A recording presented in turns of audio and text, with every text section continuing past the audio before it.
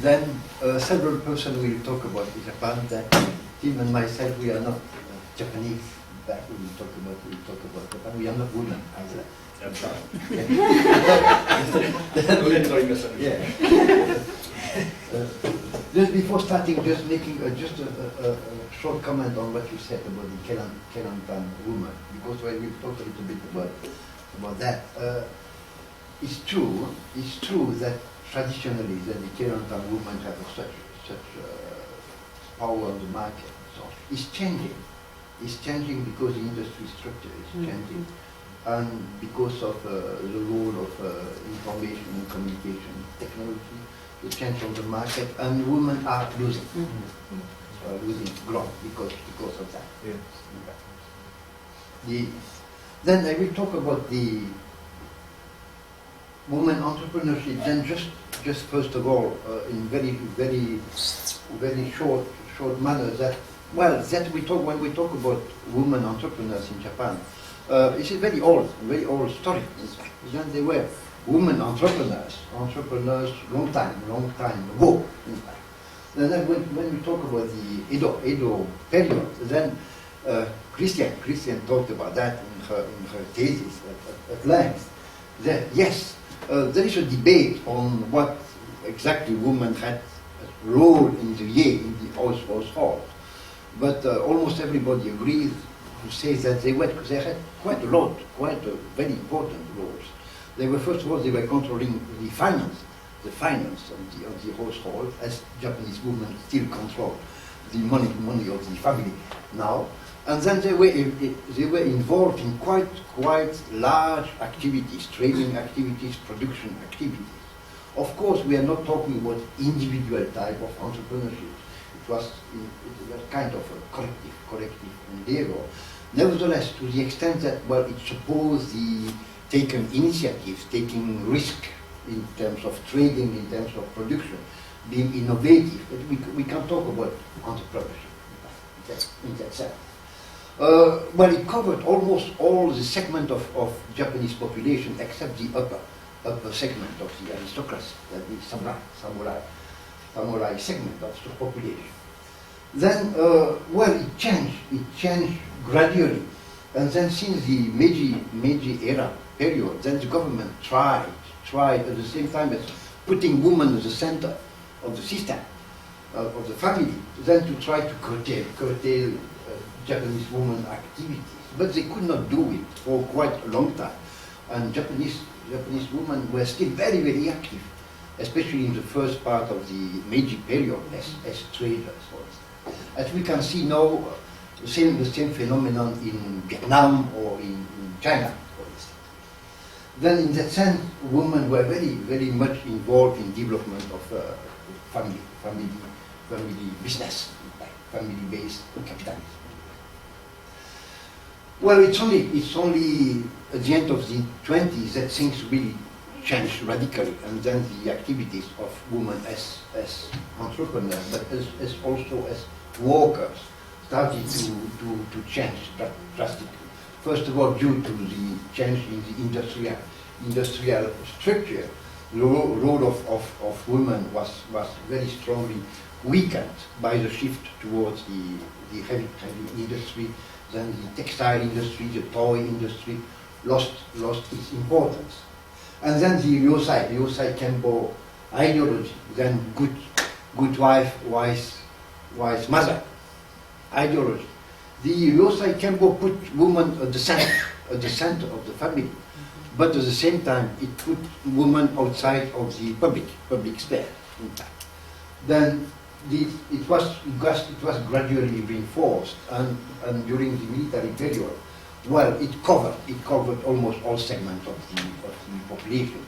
Probably for the first time, women from the popular classes were in fact forbidden to have quite a number of economic activities. Then it started the first wave of housewifization. That's women coming back home. And then women entrepreneurs almost disappeared. Then I shift to the situation after the Second World War. During the first period, just after the war, as you know, the Japanese economy was almost destroyed. Then there were quite a lot of people who could not make a living so easily. Then necessity type entrepreneurship developed quite rapidly. And once again, it's reminiscent of what is now happening in some Asian countries. For instance, like Vietnam. Necessity type women entrepreneurs developed quite rapidly, but it disappeared. It disappeared after a few years, and when the Japanese economy started to recover, and then it led to the second wave of housewiferization, but this time under a democratic system. Then women were staying at home for the first time, even in popular classes. Then the salary wage was enough to cover the needs of the family. There was no real needs for women to stay on the labor market, even enter on the labor market.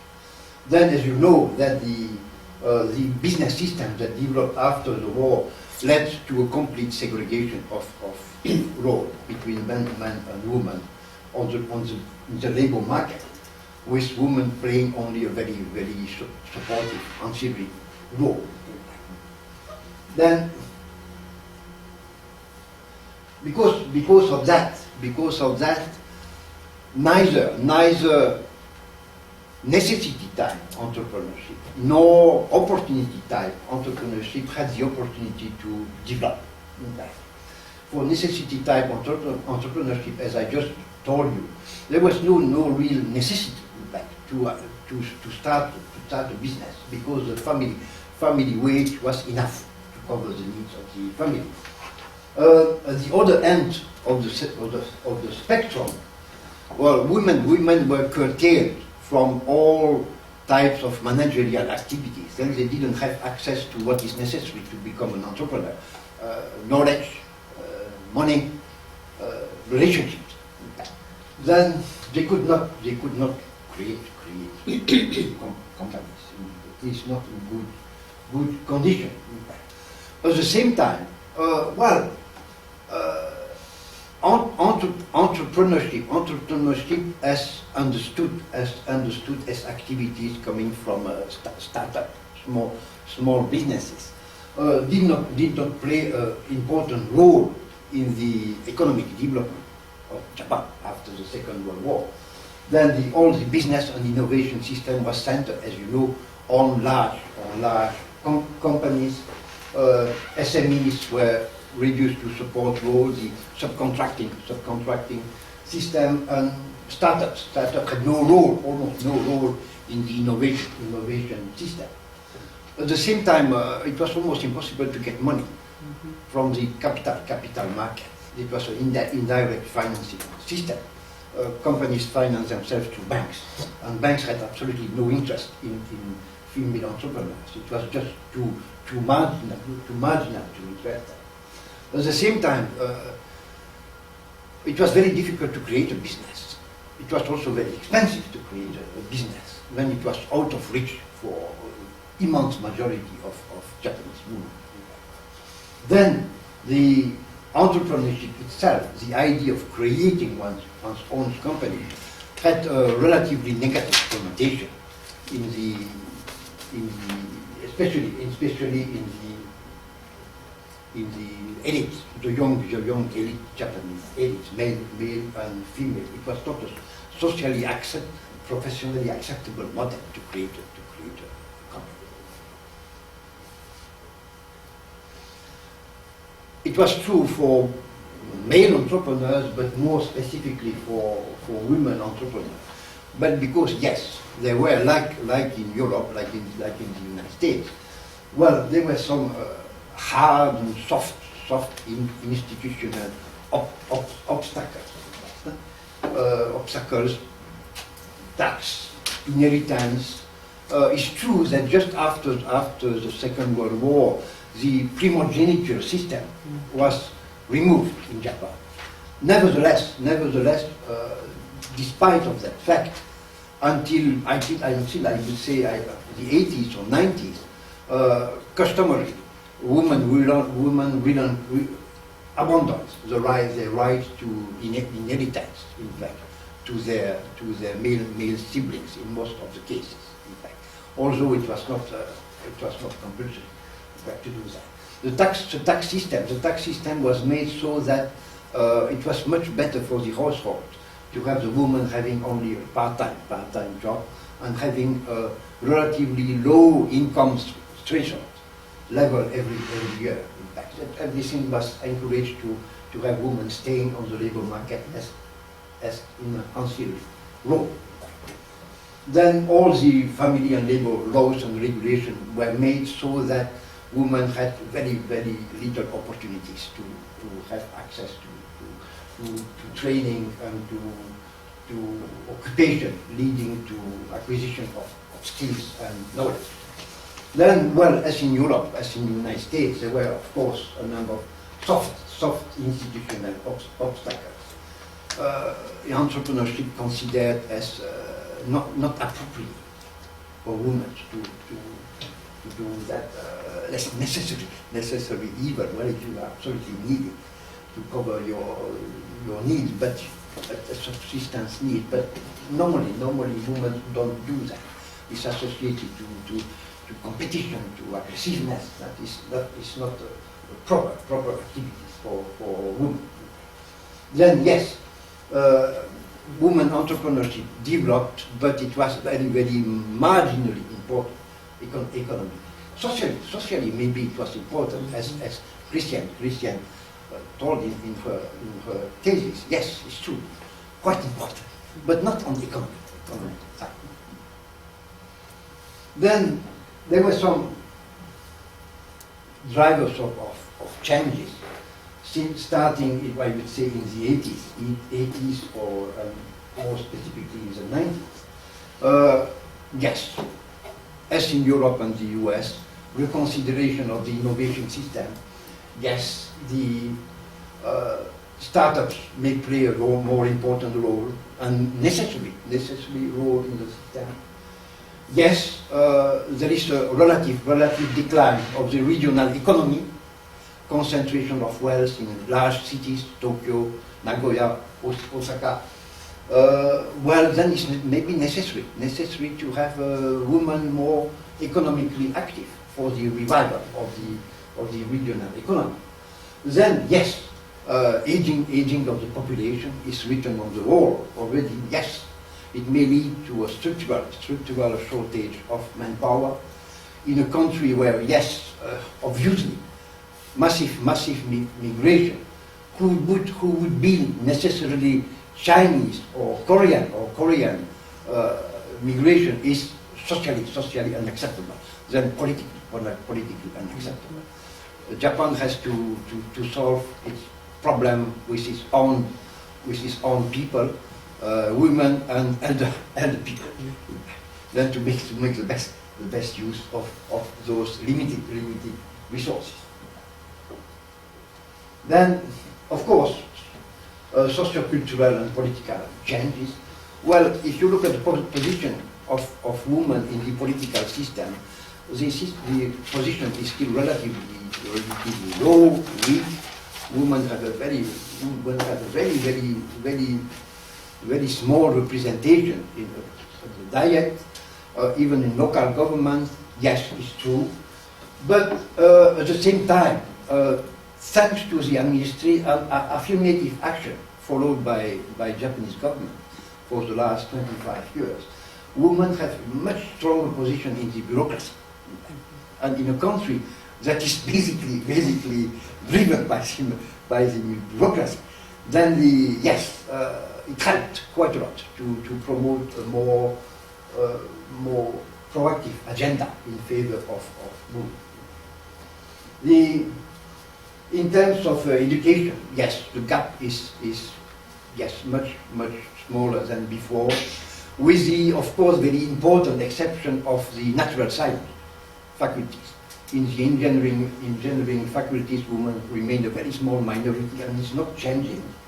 It's the same in all the other natural science faculties, and in that sense, Japan is different from countries like China, like Vietnam, like Malaysia, where women are making much stronger inroads into natural science faculties. It's not the case in Japan.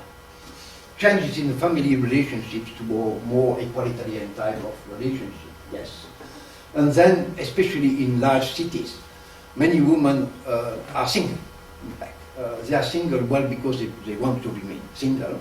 And also because of divorce, of course. Very rapid increase of divorce. Then meaning that, well, you have quite a large segment of women who have to pay their own income, in fact. Then started the process of de-Auschwitzization. Like in the US, maybe in the 70s, and afterwards in European countries, at least some European countries. Then women's coming back on the labor market, not in the ancillary road, but to stay on the market and to try to make a career. Then process of Auschwitzization in the US led to the change in women entrepreneurship. Then from very small business, not incorporated business, towards incorporated business with a much growth strategy. That's what we see. That's what we see now in Japan, about 30 years later. Then, but the process of Auschwitzization, that yes, women coming back to the labor market and, well, trying to stay on the labor market and to make their inroad in the corporate hierarchy. Well, it's happened, and well, it's true. Then that there are many more women in the managerial system in Japan. All the statistics show that women are making progress. It's true. But at the same time, it's happening in a business system. Well, it's still a huge mismatch between the woman's aspiration and what the system can offer them in terms of career. Both ends of the socio-economic and educational spectrum. First of all, despite of the progress, because of the work organization, because for hundreds of thousands of Japanese companies to offer equal opportunities to women would mean that the companies would collapse probably. It's almost impossible to do that, to resist that. Many Japanese companies have built their competitive advantage on male labor and on very long working hours, very few holidays.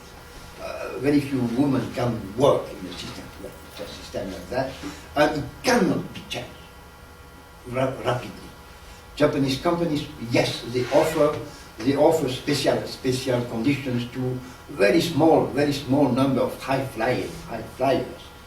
Yes, women with MBA from Stanford, of course, they want to cheat at those people, but not the others. They are not ready to do more for the others. In fact.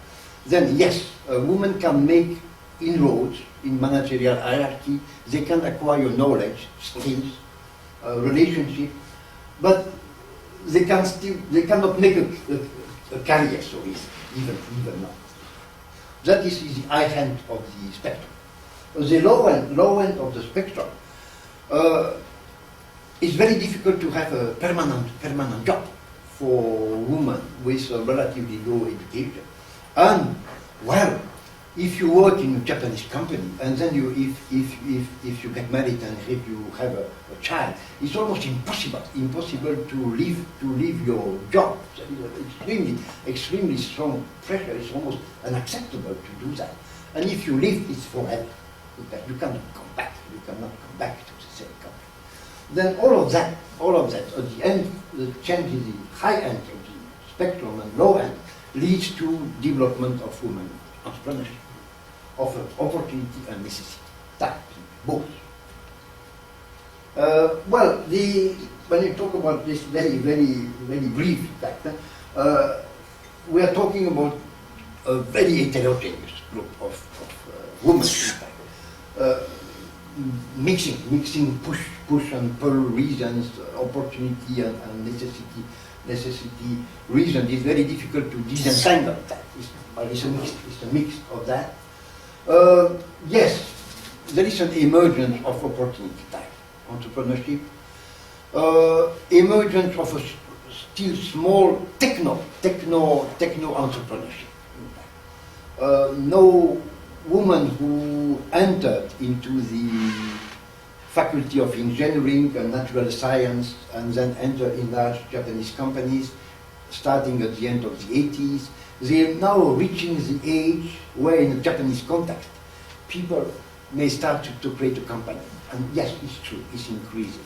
You have more and more women creating companies in ICT. Not so much in production, manufacturing, but in technical services. Yes, there is an increase of that, but it's relatively small. But then you have more and more women, and I talk about that afterwards, about entering into professional services. Of course, financial services, but also marketing. Then, yes, for the first time, to create a company becomes something as almost fashionable. In fact, this is something that is professionally recognized. You can do that and recognized to be socially recognized. Yes, entrepreneurship in general and women entrepreneurship is something that is positively considered. Yes. Quite a number of measures are taken to encourage entrepreneurship, male and female entrepreneurship. Quite a number of legal changes in the bankruptcy law, changes in the conditions to create a company, to exit. That everything is made to encourage entrepreneurship. It's not yet a big success. If you look at the figures, there are not so many new companies, but the environment is certainly much better. At the same time that we have the, I forgot at what time I started. You start at 10 to. So you've got 5 minutes?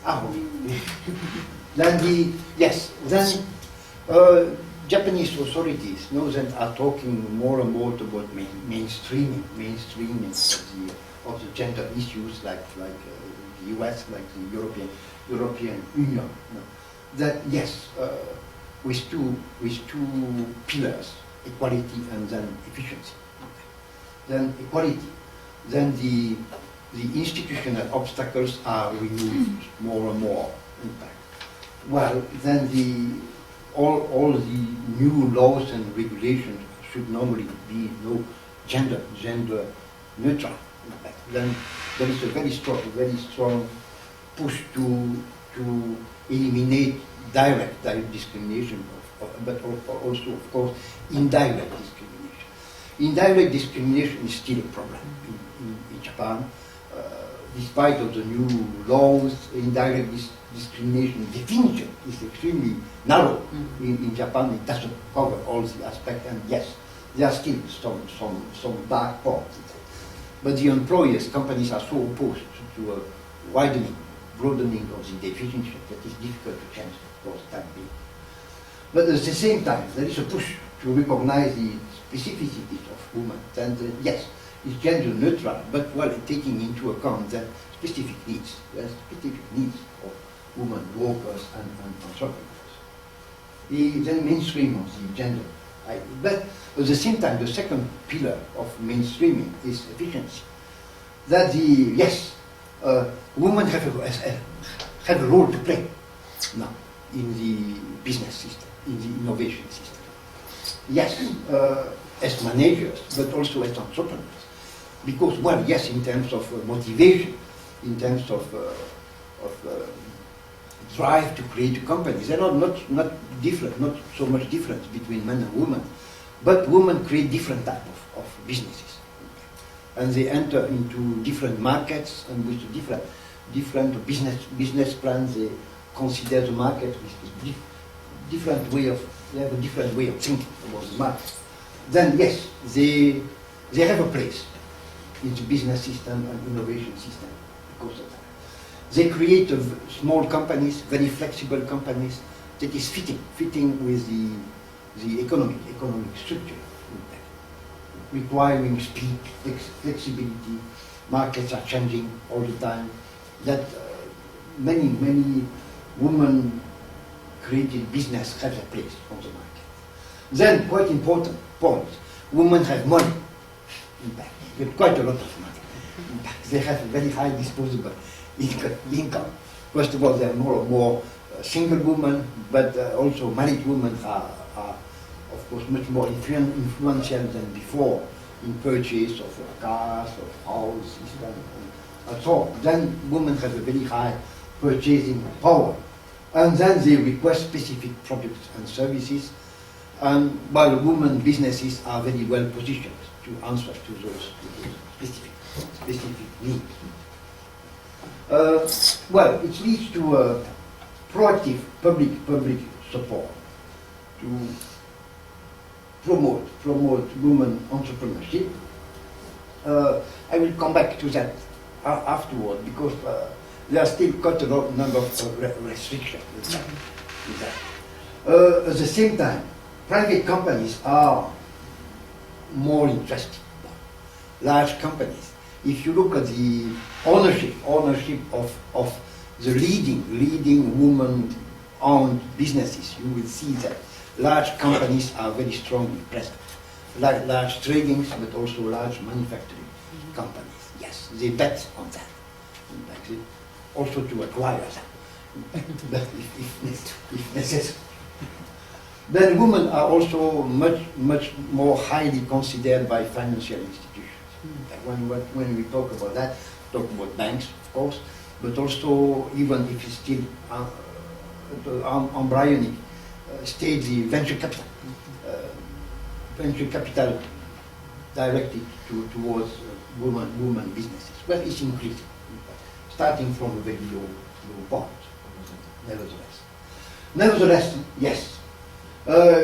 If you look at what the public authorities want to do, yes, they want to drive businesswomen in very specific directions.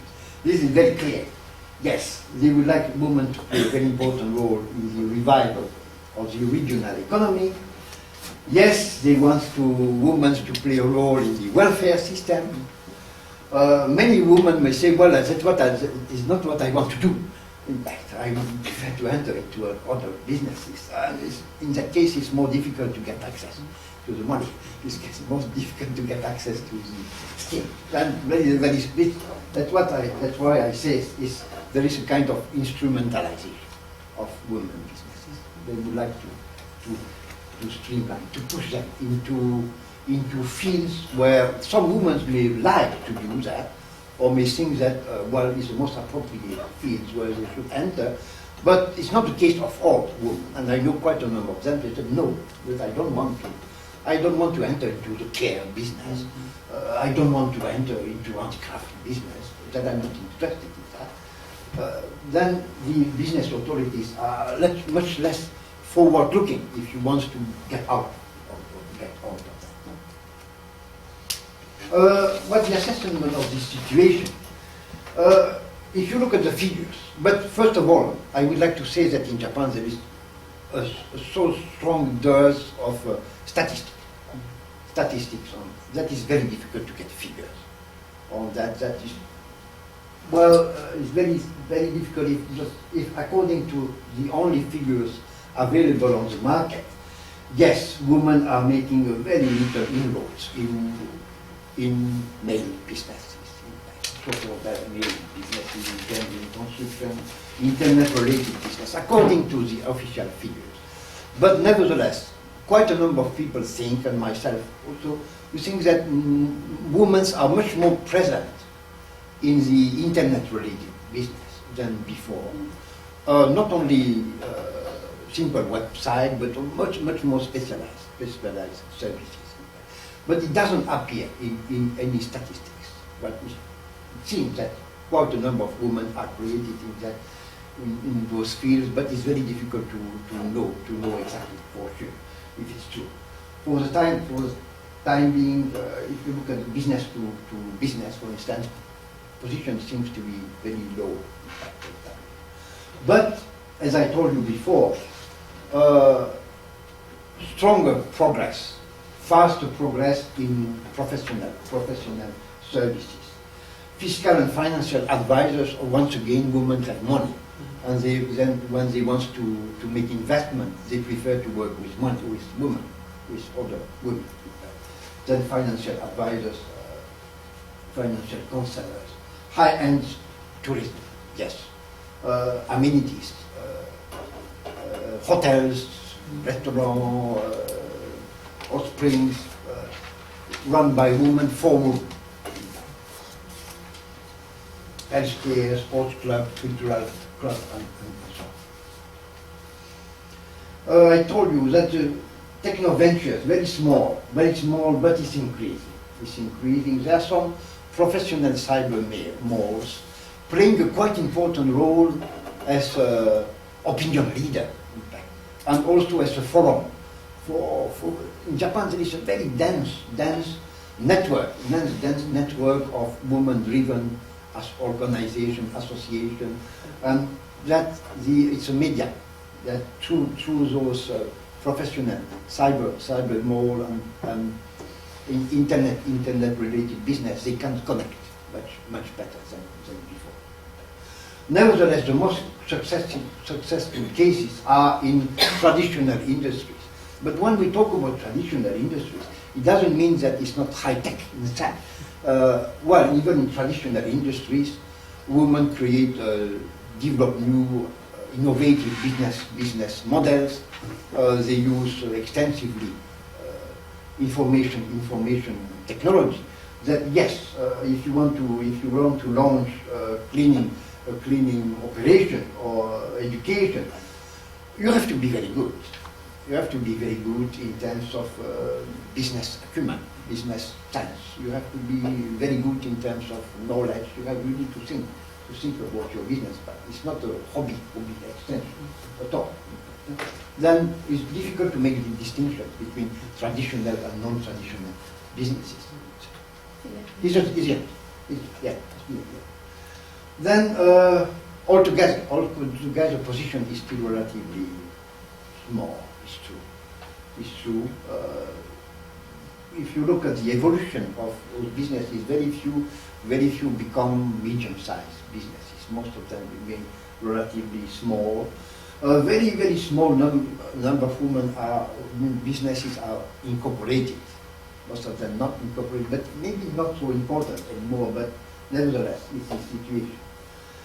Then, nevertheless, there is gradual changes, and a small core of women-owned businesses are developing quite rapidly, and having no difference between them and the male businesses in the same industry.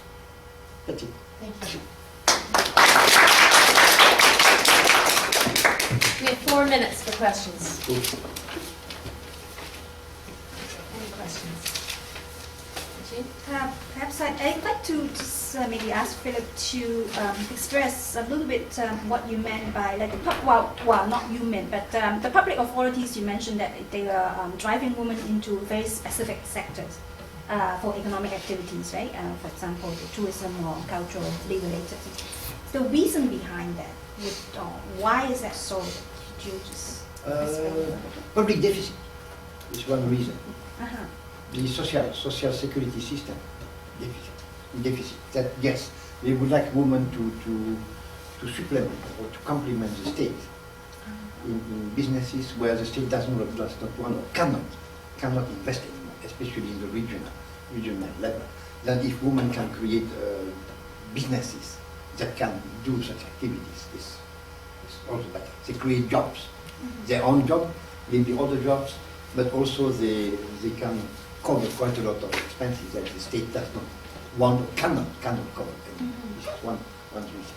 Or the same thing for all the ecotourism and amenities. Public authorities think that yes, women have a traditional expertise in those businesses. They have a tradition of welcoming and so on. Then they think that which is fitting quite well into their capabilities. Thank you. We see the same phenomenon for example, in Italy, where a state, I think it's happening everywhere, like restructuration of the state kind of getting out of the welfare and trying someone else to do that job. And in Italy, we have seen some of these same similar situations where the state is now promoting social enterprises. Is that the situation in Japan? Yes. Are they talking about the language of the social enterprise? Yes. I didn't mention it. Yes, it's becoming quite important. Yes, women create companies, but not in many cases not alone. Group of women create social enterprise. Yes. Have they created any legislation? I think it's relatively easy to create that. Yes, there is a legislative framework, but relatively loose, I would say. Yeah. Yes, it's true. That is developing quite rapidly, and covering, of course, welfare, the care system. The care system has been institutionalized, I would say, meaning that it's not only the family that has the responsibility of care. All people can be shifted towards nursing home and so on. It's acceptable society.